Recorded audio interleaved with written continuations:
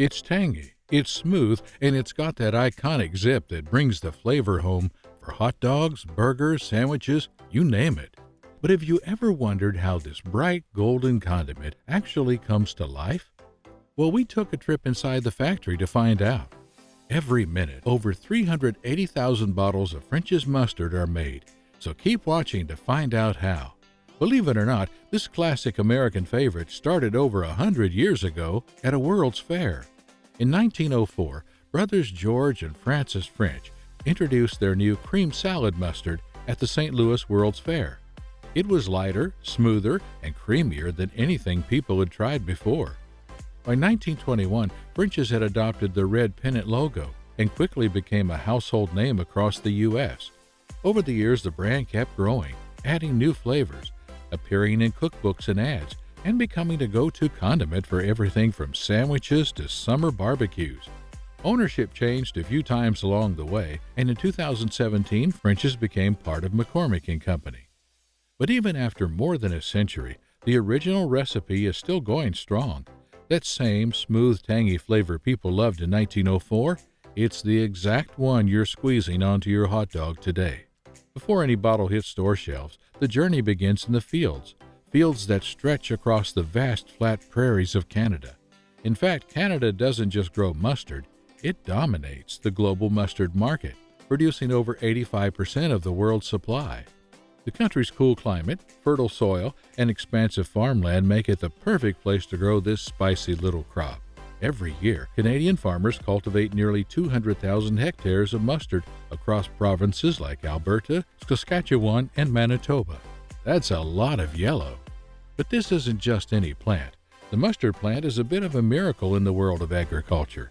The seeds are among the tiniest you'll find, but once planted, they explode into towering stalks, sometimes reaching as tall as a small tree. From seed to stalk, they grow fast, and depending on the variety, each seed brings something unique to the table. Yellow mustard seeds are the mildest and most common, known for their bright color and tangy taste. Brown seeds bring a punchier, spicier flavor. Black seeds, they're bold, intense, and traditionally used in stronger European-style mustards. But when it comes to French's classic yellow mustard, the kind you squeeze on a hot dog at a summer barbecue, it all starts with the yellow ones. In early spring, those seeds are loaded into mechanical seeders, massive machines that look like a cross between a tractor and a spaceship. Each seeder is carefully calibrated to deposit seeds at the perfect depth, usually just a few millimeters below the surface. They're too small to go much deeper, otherwise they wouldn't get the warmth and light they need to sprout. Dry fertilizer is added too, stored in a separate compartment in the cart, and delivered alongside the seeds using a precisely controlled airflow system. The entire operation is hands-free and GPS guided, ensuring uniform spacing and coverage across acres of farmland. And then, nature takes over.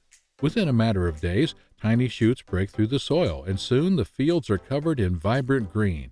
By early July, those green shoots transform into thousands of blooming mustard plants, each topped with clusters of brilliant yellow flowers. It's not just a stunning sight, it's essential for pollination. Bees and other insects flock to the fields, helping the plants grow pods. These pods, which look a bit like tiny green beans, are the real goal. Each one is packed with dozens of mustard seeds. By the time August rolls around, the flowers have faded, and the pods begin to dry out, turning from green to a crisp golden brown. That's when harvest season begins. Massive combine harvesters drive through the fields, slicing the tops off the plants and breaking open the pods in one smooth pass. As the seeds drop into the harvester's hopper, the leftover stems and chaff are mulched and scattered back onto the field, naturally enriching the soil for next year's crop. It's farming efficiency at its finest. Nothing is wasted. Once the harvesters are full, the seeds are transferred to grain trucks and hauled to on-site farm silos. From there, they begin their journey south by rail to Springfield, Missouri, where French's world-class mustard facility awaits. This 450,000 square foot plant is the heart of the operation, producing over 100,000 gallons of mustard every single day. That's enough to fill an Olympic-sized swimming pool in just over a week. As the seeds arrive at the factory, they're offloaded onto towering silos, each one capable of holding more than 200,000 pounds of seeds. To put that into perspective, a single rail car holds about the same amount, and it takes over 10 million mustard seeds just to make one bottle of French's Classic Yellow. Yeah, they're going to need a lot of storage. But before these seeds can become mustard, they need to be spotless. Fresh from the farm, they're coated in dust, dirt, twigs, and even the occasional rock. Cleaning is a multi-step operation involving air blowers, vibrating screens, sieves, magnets, and high-speed sorters. Each machine filters out different impurities, organic matter, stones, metal shavings, even seeds that don't meet size standards. Only the highest quality seeds make it through. This is more than just about cleanliness. A speck of dirt or a poorly crushed seed can throw off the texture or flavor of an entire batch. And French isn't taking any chances. Once cleaned, the seeds move to the blending stage, where they're combined with a handful of key ingredients. First up, white vinegar. It adds tang and activates the seed enzymes. Then comes turmeric for that unmistakable yellow hue, paprika for warmth and color depth, and salt to round it all out. The dry blend of seeds and spices is funneled through a chute into a massive stainless steel mixing tank. Now it's time to add the liquids. More vinegar, plenty of water. The ratio here is precise. About 60% water, 20% vinegar, 15% mustard seeds, and 5% spices and flavorings. This careful balance is what gives French's mustard its silky texture, bright color, and zingy flavor. Inside the tank, a rotating paddle begins to spin, fast. We're talking speeds up to 165 miles per hour. For more than an hour, the paddle works through the mix, blending every ingredient into a uniform, perfectly smooth paste. But this is just the beginning of the transformation. Once the mixture is fully combined, it's pumped into a series of stainless steel mills, each one fitted with synthetic stone wheels. Stone milling is a technique that's been around since the 17th century, and for good reason. It works. As the stones spin, they crush the seeds, breaking them open and releasing the oils, enzymes, and pungent flavor compounds. The friction also generates heat, just enough to warm the mixture to about 60 degrees Celsius. That's the sweet spot. It's hot enough to activate the flavors, but not so hot that it cooks the mustard or kills the natural aromas. The result, a thick, creamy mustard base with a smooth texture and vibrant yellow color. But French's doesn't just hope for the best. They test every single batch. Before moving on to bottling, the mustard is run through a particle size test. If even a few granules are too big, larger than 0.25 millimeters, the millstones are adjusted and the mixture is reground. It's that level of precision that keeps every squeeze of mustard perfectly smooth. From here, the finished mustard is transferred into massive holding tanks, each capable of storing up to 38,000 liters of product. Inside these tanks, a slow-speed mixer stirs the mixture gently, not to blend, but to eliminate air pockets. It's called deaeration, and it's key to maintaining flavor and color. Air exposure can oxidize the mustard, turning it brown and dulling the flavor. So this final mixing step ensures the mustard stays vibrant and fresh until the moment it's bottled. And now, after nearly 20 hours of carefully processing, it's finally time for bottling.